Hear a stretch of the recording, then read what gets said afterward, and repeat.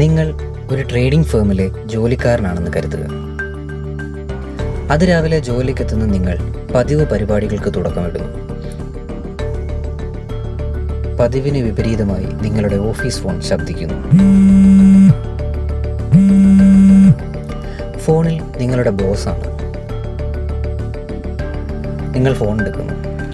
Hello. നിങ്ങളുടെ boss നിങ്ങളോട് trading സമയം തുടങ്ങുമ്പോൾ തന്നെ ഒരു കമ്പനിയുടെ സ്റ്റോക്ക് വാങ്ങാൻ പറയുന്നു. തൽക്കാലം നമുക്ക് ആ കമ്പനിയെ സ്ലൈഡിയ എന്ന് വിളിക്കാം. കമ്പനിയുടെ പേര് കേട്ടതും നിങ്ങളുടെ നെഞ്ചിടിപ്പ് കൂടുന്നു. കാരണം മാർക്കറ്റിൽ സിഒ എന്ന കമ്പനിയുടെ പെട്ടെന്നുള്ള തള്ളിക്കയറ്റത്തിൽ താഴെ പോയൊരു കമ്പനിയാണ് ഈ സ്ലൈഡിയ. അതിൻ്റെ സ്റ്റോക്ക് 1 വർഷത്തോളമായി താഴ്ന്നു തന്നെ കിടക്കുകയാണ്. നിങ്ങൾ മുതലാളിയെ മാർക്കറ്റിൻ്റെ കിടുമണികൾ പറഞ്ഞ് പിന്തിരിപ്പിക്കാൻ നോക്കുന്നു. പക്ഷേ നീ പറയുന്ന അങ്ങ് കേട്ടാൽ മതി എന്ന ഡയലോഗോടുകൂടി നിങ്ങൾ ഫോൺ സംഭാഷണം നിർത്തുന്നു. ആ ഹതഭാഗ്യനെ മനസ്സിൽ പുച്ഛിച്ചുകൊണ്ട് നിങ്ങൾ സ്ലൈഡിയ എന്ന കമ്പനിയുടെ ഷെയർ വാങ്ങും. അതും 10 കോടിക്ക്. സമയം ഉച്ച കഴിഞ്ഞ് 1 മണി. ഇത്രയും കാലം ഒറ്റക്കാലിൽ തപസ് ചെയ്ത് നിങ്ങൾ നേടിയ എല്ലാ മാർക്കറ്റ് തത്വങ്ങളെയും കാറ്റിൽ പറത്തിക്കൊണ്ട് നിങ്ങൾ മേടിച്ച ഓഹരികൾ റോക്കറ്റ് പോലെ കുതിച്ചു കയറും. ഇതൊക്കെ കണ്ട് കണ്ണ് തെള്ളി നിങ്ങൾ മനസ്സിൽ പറയുന്നു, ഇവിടെ എന്തോ ഉഡായിപ്പ് നടന്നിട്ടുണ്ട്. ആ നടന്ന ഉഡായിപ്പിൻ്റെ പേരാണ് ഇൻസൈഡർ ട്രേഡിംഗ്.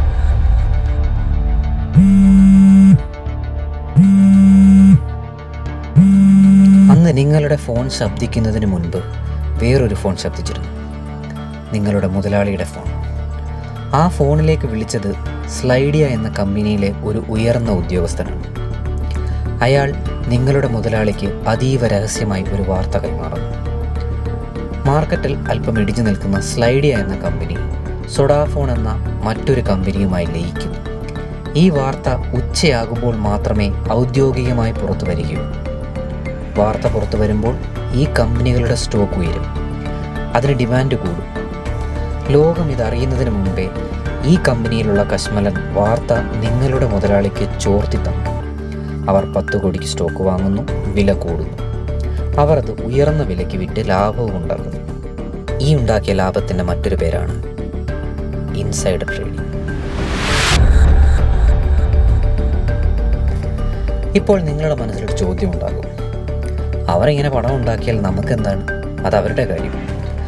അവിടെയാണ് നമ്മൾ കഥയിൽ ചെറിയൊരു മാറ്റം കൊണ്ടുവരുന്നത്.